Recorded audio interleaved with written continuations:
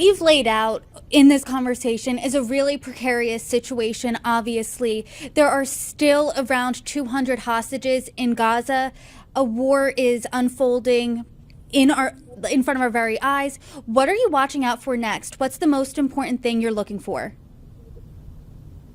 Yeah, I think two things.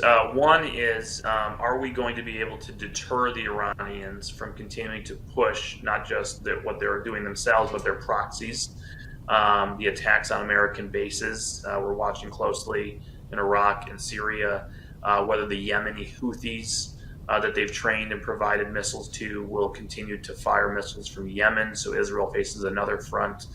Most importantly, whether they will push Hezbollah on the northern front to open a major scale war with hundreds of thousands of rockets and missiles raining down on Israel from the north, and what that will mean for Israeli operations and their stated objective of taking out Hamas. So, being able to establish that deterrence, give the Israelis some freedom of movement to go and complete their objectives in Gaza versus Hamas without having to fight a two, three, or four front war will be very important to watch in the coming days. And U.S. roles and policies come into play, whether or not that's going to be successful.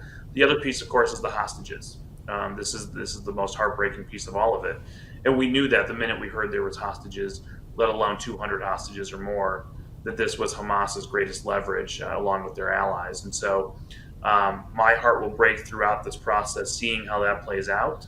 It's already obviously delayed Israeli military actions to some extent.